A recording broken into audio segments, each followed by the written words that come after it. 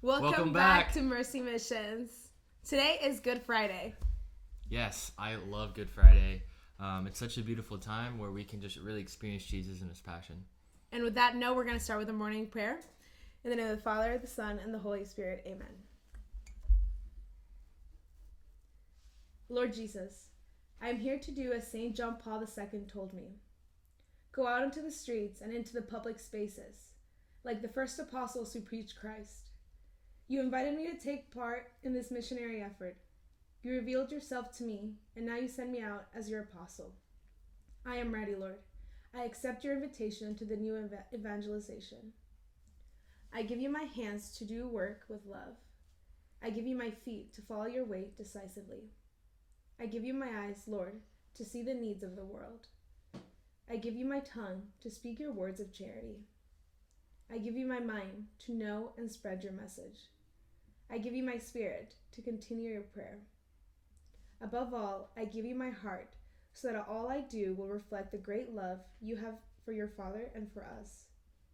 I give you all that I am so you can take over me, and that I will be you who live, work, and speak through me. Mary, Mother of all missionaries, be with me always, but especially now. Tell Jesus how much I want to love him, and how I want to be a faithful instrument in his hands to spread the good news of his kingdom. Amen. In the name of the Father, Son, and the Holy Spirit. Amen. Wow. Thank you so much, Annabelle. Of course, Mark. Happy to. Awesome. Well, so what's going on next? I'm glad you asked. Up next, we have our great Grace St. Urbain to give us our first talk. Oh, I love her. Isn't she so graceful? I agree she is. Why don't you take it away, Grace? Thanks, Anna Paula. Hello, everyone. If you haven't met me, my name is Grace St. Urbain, and I'm currently fourth year at the University of Georgia. Go Dogs! But today I'm coming to you from my living room in Marietta. So get comfortable, welcome to my crib, get cozy. Because today I will be talking to you about Good Friday. So Good Friday is one of probably the more gruesome days of the year. It's one where us as Catholics are called to reflect on the suffering and the experiences of Christ on this day, which for small children, it's very difficult to grasp. And honestly, I'm 21, and when I watch The Passion, I still cry. So when I was thinking about giving this talk, I delved into the words of our good friend John Paul II. And today was, in his view, was all about exploring God's logic, or specifically the logic of the cross.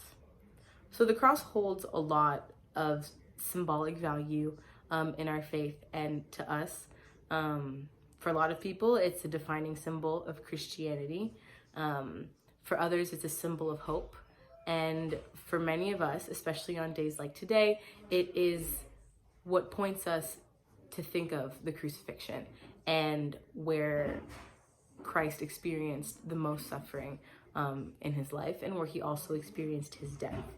But he raises a point where the cross also simplifies something else, which is man's unqualified yes. You see, because in the agony in the garden and throughout his entire crucifixion process and everything that occurred on this day, Jesus was very well aware of what was going to happen to him. He knew that his followers would deny him, his followers would betray him, and that there was nothing that he could do about it, but he understood that his yes to this meant salvation for us. He also raises the point that suffering is so important, and that the fundamental principle of sacrifice is not suffering, it's love. And how the two must exist together. They must coexist, they must both happen in order for one or the other to exist. And he also says that suffering is particularly essential to the nature of man. It is one of those points in which man is in a certain sense destined to go beyond himself. Which I found very, very interesting that he says this. He says that in suffering, we come to understand that we are destined to go beyond ourselves. Which struck me as odd, because when we're in suffering, very often we're the only people that we think about. We think of the pain and the trauma and the physical effects that it has on us and how it will affect us mentally in the future or the people around us, and essentially become obsessed with our own suffering. Whether it's us feeling bad about ourselves, or something that I do is that I overanalyze the situation to the point where an event that took place years ago still makes me anxious today, because I've become so fixated on the suffering, and instead of focusing on the glory that could come from it. But I think we all know that suffering is inevitable. Nowhere did God say that a life with him would bring us ease. And I think that's very obvious when it comes to Good Friday. But since suffering is essentially inevitable, there are a couple of ways that we can go about it. So we could approach it with the I got it mindset, that yeah, it's happening, but it's no big deal. I got it. I will take care of it. Or we could spend our time, kind of like I said before, wallowing in our suffering and becoming so fixated on our pain that it defines us. Or my personal favorite is the suffering builds character. All of the things I just said are reasons why we do not bring our suffering to the Lord. Sometimes pride has a lot to do with that, and we get exhausted from bringing our suffering to him because we assume our sins are too small, or we think that since we've been suffering from the same sin for a long time, that the Lord is tired of hearing from us. But it's never the Lord that tires of hearing from us. It's always us who are tired of asking for the Lord's forgiveness and for his mercy. But there's no quota on God's love for us. There's no quota on God's mercy. And there's certainly no quota on the possibilities that our life could turn into should we decide to trust him and allow him to heal us. So we could pursue suffering with Christ, because Christ knows exactly what it's like. On this day, he sent his son to be tried and crucified and humiliated by his own creation, just so that we would have a home in heaven when our lives on earth have come to an end. That is love, and that is sacrifice in its purest form. So when we decide to give our suffering to the Lord, and when we decide to allow him to show us the possibilities, more often than not, he doesn't give us the exact answer that we want. He doesn't give it to us immediately. He doesn't give it to us how we want it. And it all happens on his timeline, which obviously requires a lot of patience. But somehow, he always seems to exceed our expectations, whether it be in timing or in quantity, or always in quality of how we heal. And he's always had something prepared for us when we decide to trust him and give our pain to him. And more often than not, he sends us someone or something to breathe truth into us, so that we can fully understand and we can fully realize that he's actually been there the whole time. So Jesus spent 40 days in the desert. The desert, it's a classic symbol for dryness, exhaustion, pain, barrenness, and nothingness. But he had to spend those 40 days in the desert to get to the Garden of Gethsemane, and then after that to be crucified. And then only after his crucifixion could he have been raised from the dead. So Good Friday always serves as a symbol of, yes, suffering, and for us to be reflective, but also it is a symbol of hope. Because Good Friday is not the end of the story, and neither is our suffering. So with everything that is going on that is affecting not only our community, but affecting our entire world, is COVID-19. Anyone who's come in contact with this virus or who has even heard of this virus has been affected by it somehow. And all of us are experiencing some form of loss. Whether you lost a prom or a graduation or your sense of control or your sense of regularity and routine, or even if you've lost a loved one, every single person that you talk to is experiencing something that's not positive due to this virus. And the number one thing that we can do when we're all experiencing the same kind of suffering is act like a community. Isolation, ultimately, not in the sense of social distancing, will hurt us.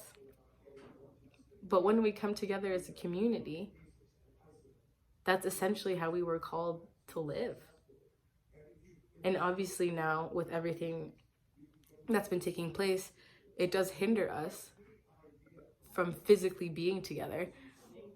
But this mission is a perfect testament that it doesn't stop us from being united.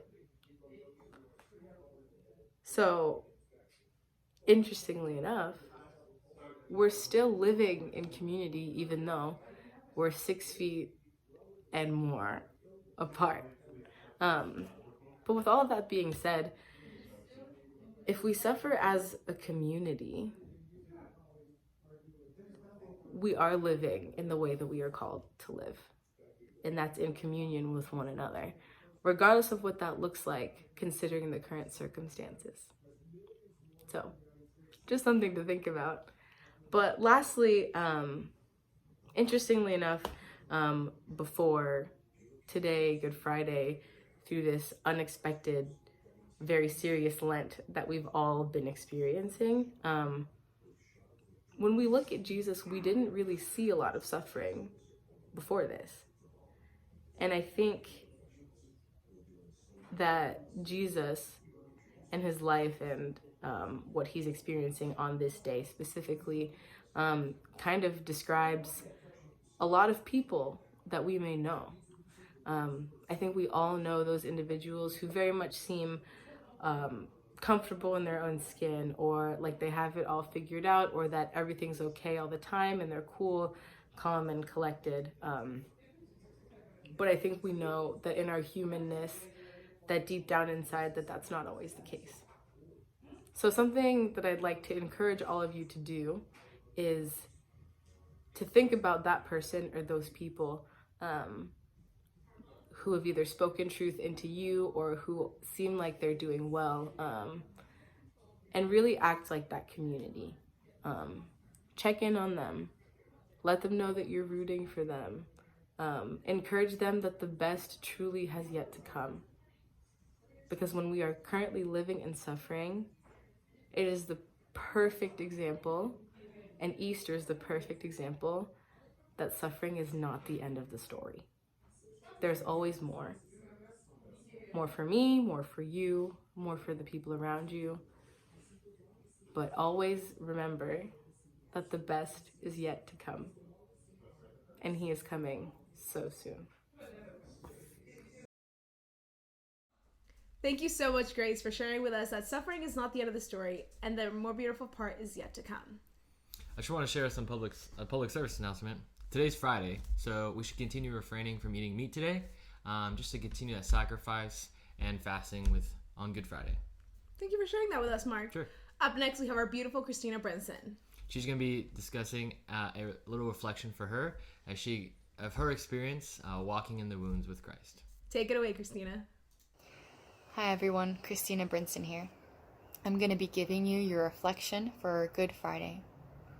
First, I want to remind you all of the special relationship that we have with Christ, and that he's not just an observer of our lives.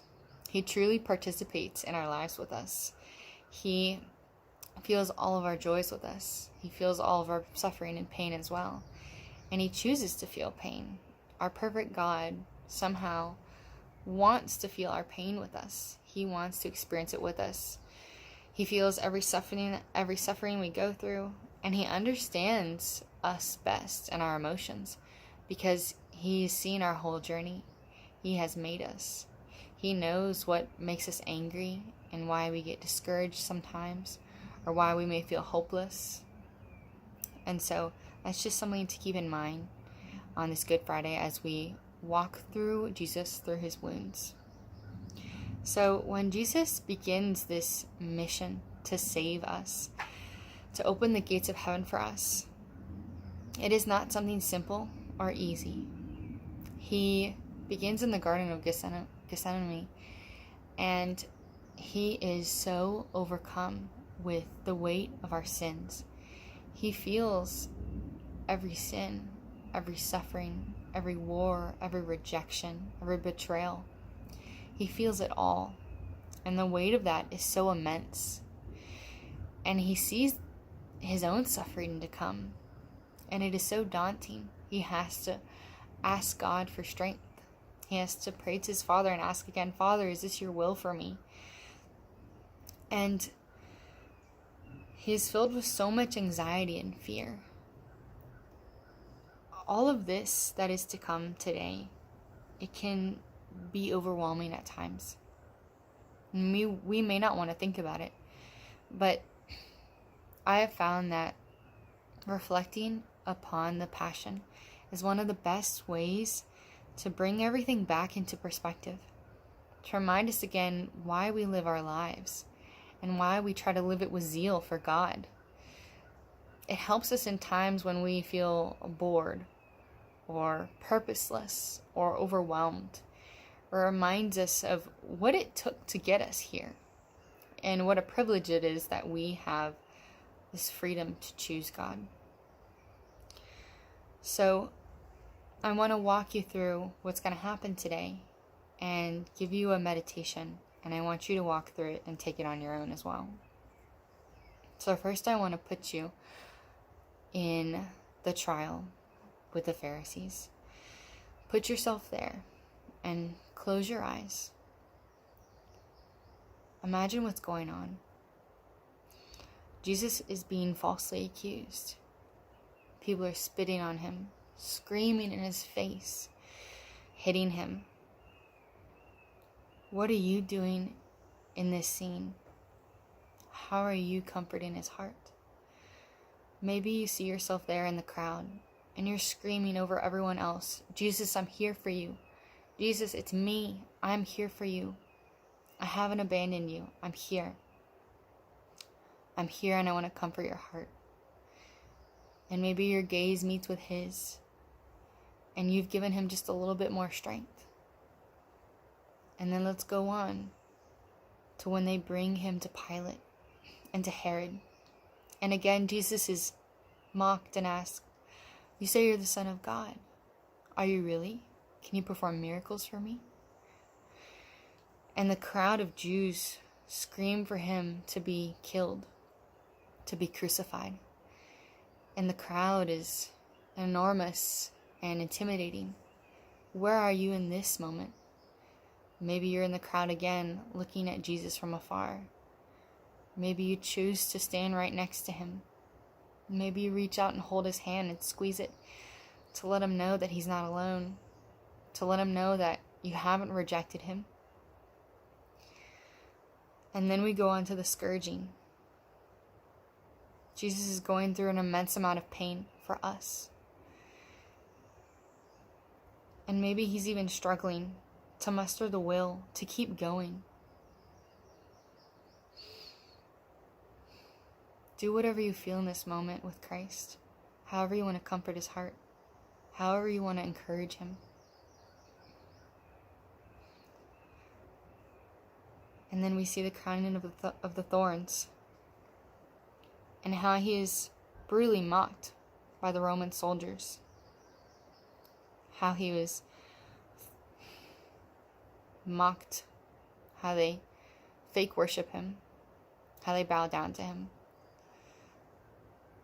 Maybe tell him in this moment, Jesus, I truly believe in you. I truly believe in your power to save us all. And I love you. And I praise your name, Lord. And then we go to where Christ carries his cross.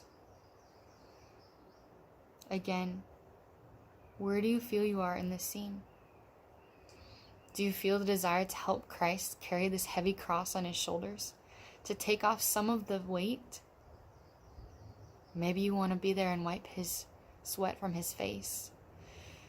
Or when he falls, you're there encouraging him. Jesus, get back up.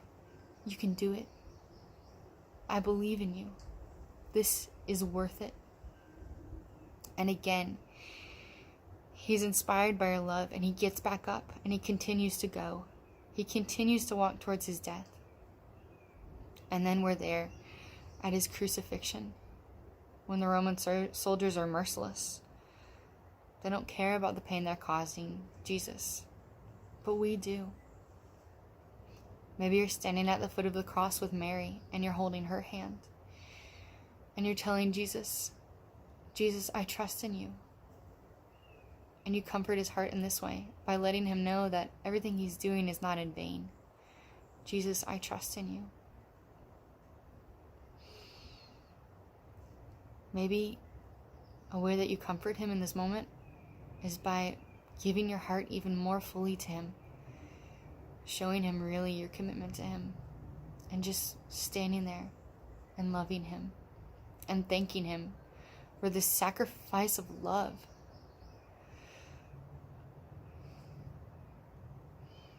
This is an intense meditation, but it is so beautiful because it's also real. Our love for Jesus and his love for us and our gazes that meet are real.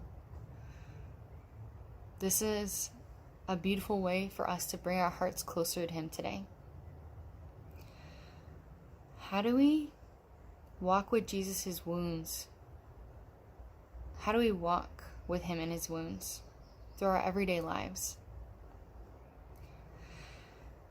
We do this by uniting our suffering with his.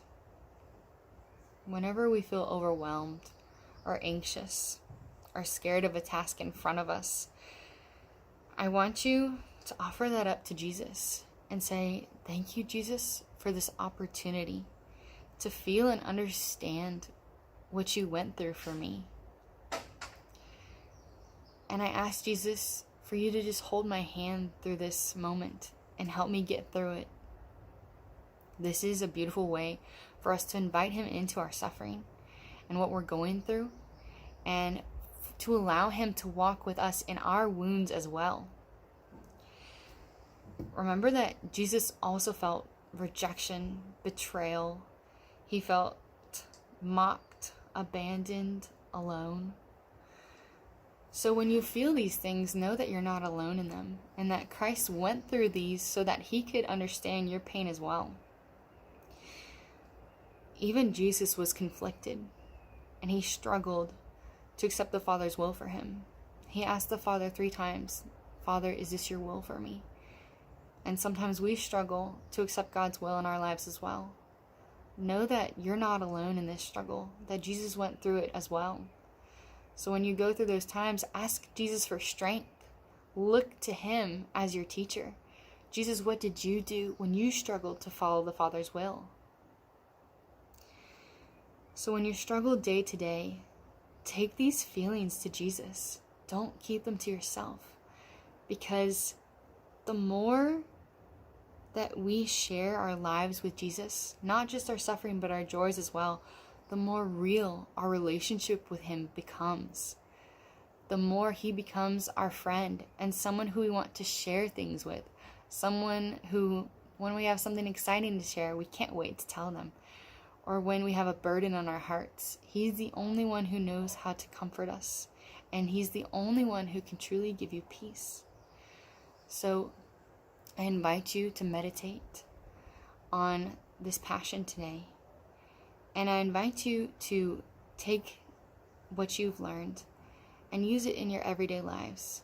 Don't let these graces go to waste. Take them and let them strengthen your relationship with God. Thank you so much, Christina. That was beautiful. I agree. Up next, we have one of our very own here at the studio. Wait, you're not talking about Joe Ruiz. I'm talking about Joe Ruiz. Oh, that's awesome. You guys are in for a treat. Here is Joe telling us her experience. Go ahead, Joe.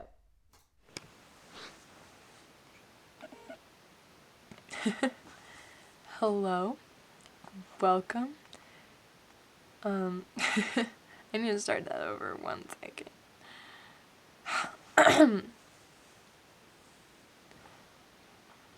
Welcome.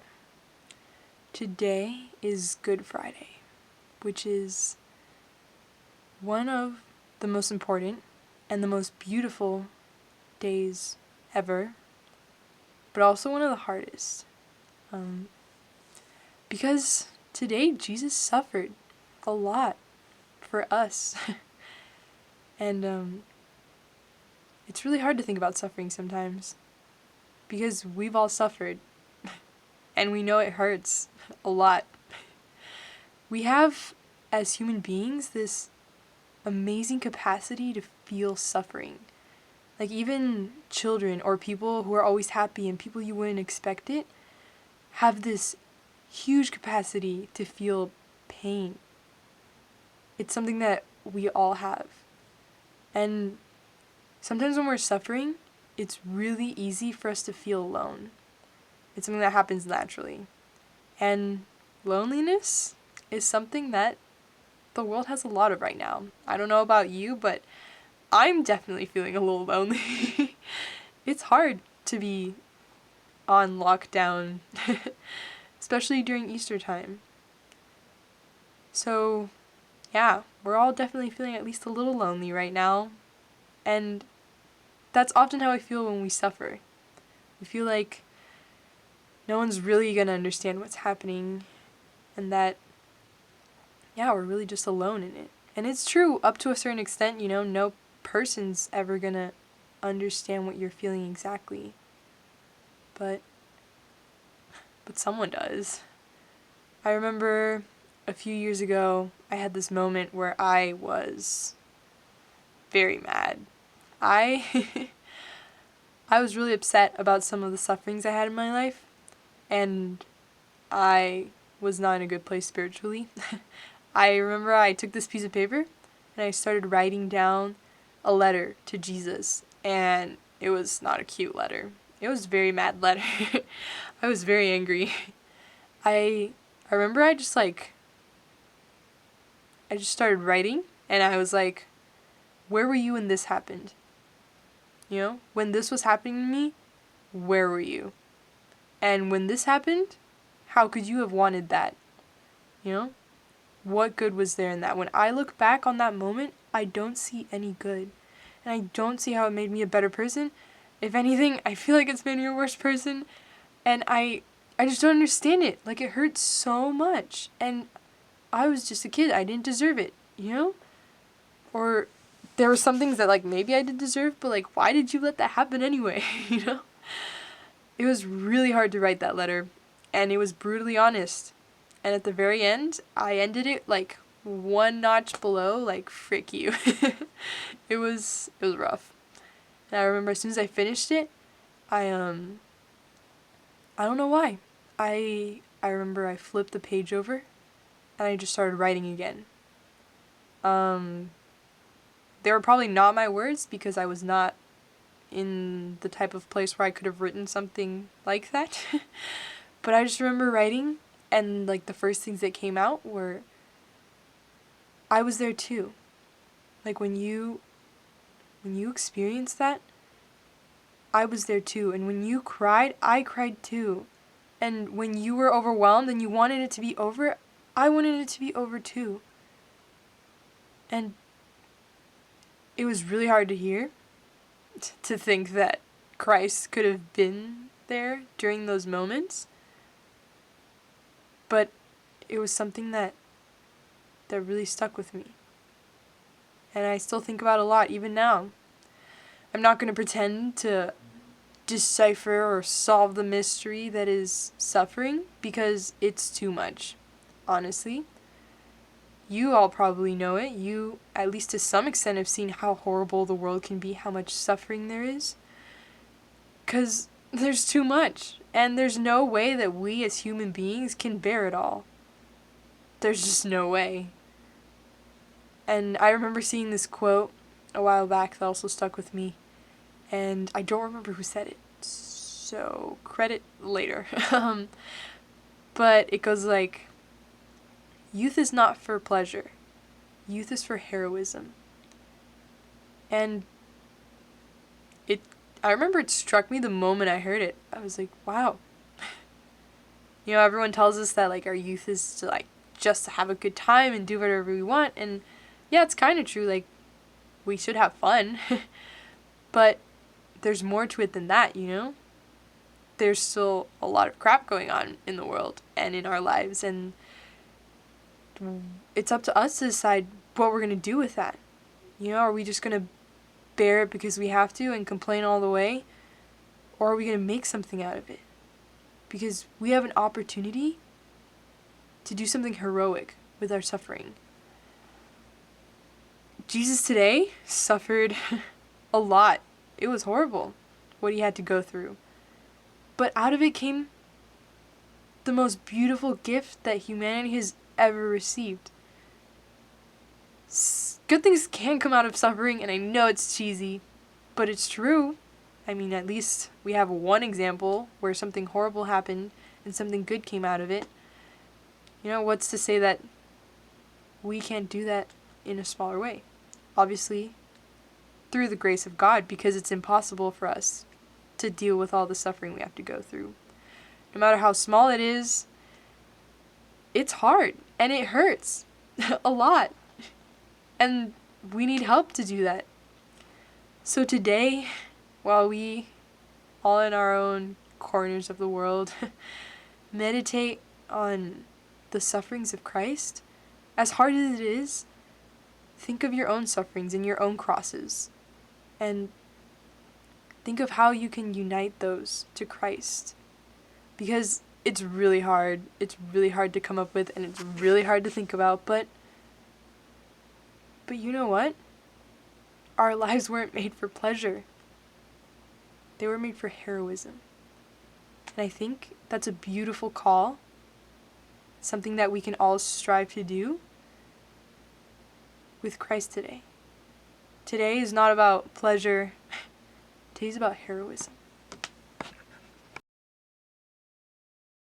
Thank you so much, Joe, for sharing your experience with us. Up next, we have our Kenny Caslin. Splacious. Lay it on the stones, Kenny. What's going on, guys? I hope everyone's doing well today. Thank you so much for tuning in to this virtual Holy Week. We are so blessed to have these resources available to us at these times. During this Triduum, we're reminded of the suffering that Christ went through for us. So I want to briefly share with you my thoughts on suffering and how uniting it with Jesus can actually bring joy and redemption into the world. When I was praying about what to share with you, I was placing certain pains and sufferings I'd experienced into perspective. And I wonder why some things might seem to carry the same weight, might hurt more or less than other things. Like, why is it that I could be driving down the highway and some stranger flips me the bird? I don't really think much of that. And then come to find out that a friend was talking about me behind my back and said some really mean things. That would hurt me a lot more. And I realized that this has to do with love, at the level that I love my friend versus the level that I have love for some stranger on the road. Because when we love, we open ourselves up, don't we? We're vulnerable to the other person. And this is necessary in order to love deeply, but it also invites pain and suffering into our hearts. It is because we love that we suffer. So when I was in high school, I played varsity soccer, and we were pretty good at this particular year. We were in the playoffs, actually, and it was an hour before the second round of the games. And I was walking up to the field when a friend of mine called my name. So I turned around to greet him, and he told me that I needed to call my mom. And I didn't really think anything of it, but I still called her and went straight to voicemail. So I left a message, and I continued up towards the field. And when I made it to the field, my uncle was there waiting for me. He was super anxious. The car was pulled around, He was ready. He was like, Kenny, we gotta go to the hospital. And I was like, oh crap, I guess we gotta go. Didn't really know what was going on, but he rushed me to the hospital, where I found out that my grandma had just died. And when I was younger, I had an incredible relationship with my grandma. She was a person I would go to for pretty much anything, and I loved that. And come to find out that she actually had a similar relationship with a lot of my cousins and aunts and uncles. She was that person that everyone loved so deeply, and she was able to return that love as well. So she really made you feel special. So this was a pretty rough time for me, to say the least, and probably everyone else there. And at the time of my life, I wasn't really close to my cousins or too much of my extended family. But all of a sudden, we were all at the hospital, and we were hugging, and we were comforting each other. And I remember at that time thinking that this all felt like so new. It felt weird, like we were acting like we were closer than I knew that we were. And it was because of the suffering that we were all experiencing that we actually grew to love each other more deeply. And I realized years later how precise of that moment that brought everyone in our extended family closer together.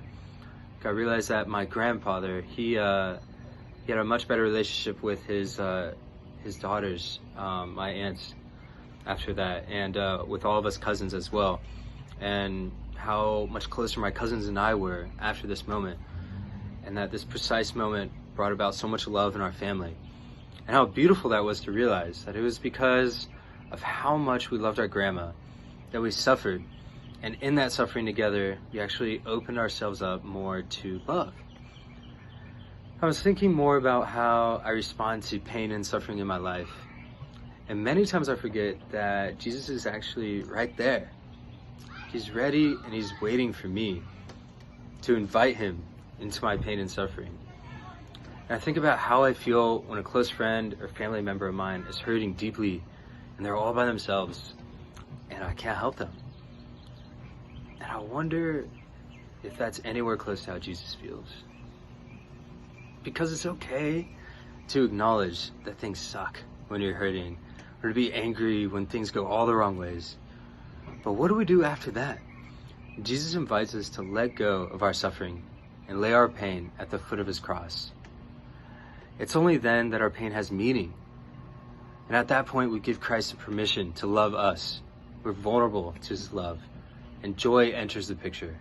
Suffering and joy are now compatible with each other. They exist together. There's this incredible quote by C.S. Lewis that reads, God whispers to us in our pleasures, speaks in our conscience, but he shouts in our suffering.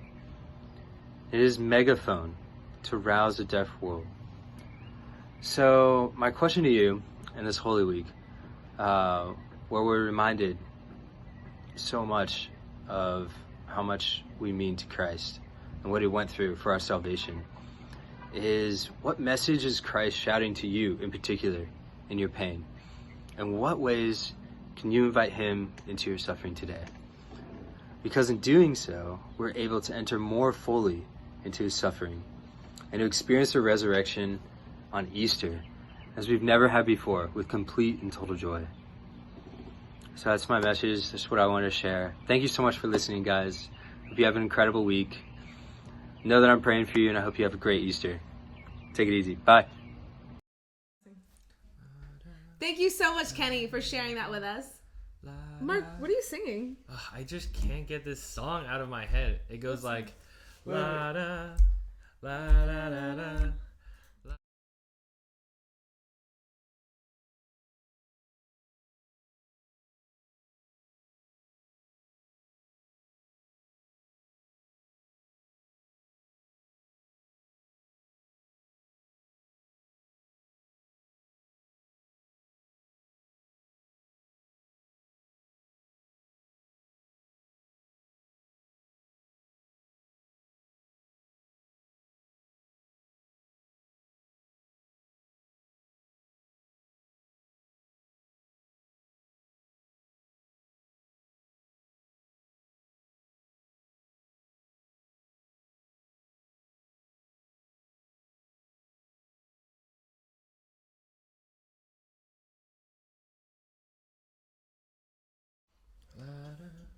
Thank you so much, Kenny, for sharing that with us.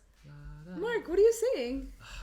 I can't get this song out of my head. Oh, sing it a little. Maybe I can help you. Okay, cool. It goes like la da la da da da la da la da. Exactly. Wait a minute. I think actually Father John Klein has the tune to this song. Oh. Let's see how he can teach us how to leave our mark. Go ahead, Father. Awesome. Hey everybody, and welcome to my garage. I thought, hey, if I'm gonna play for you the Mercy Mission's theme song, I might as well do it garage band style. So I am gonna do it literally from my garage. So I hope you like the song, and I hope that this song helps you enter more deeply and enthusiastically into the mission that is ahead of us. Hope you like it. La da, la da da da, la da, la da da da da, la da, la da da da, la da, la da da da. I can't hear you. Here we go. La da, la da da, la da, la da da da. The King's calling, despite voices of fear. An army is mounting, and danger is near. A sign from heaven marks the sky. Within a victory lies. Leave your mark on us, victorious, and the whole world know you stand with us. Leave your mark on us, God in you we trust, and the whole world will see how glorious is your mark on us. Yeah, is your mark on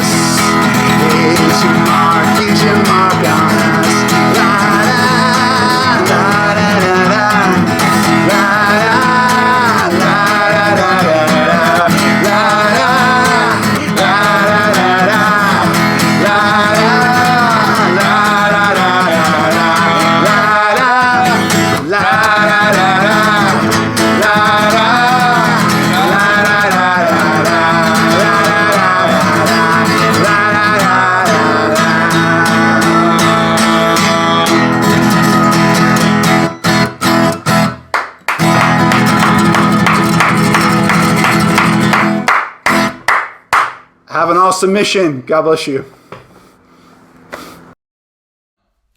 Yes, that was the song. Thank you so much, Father.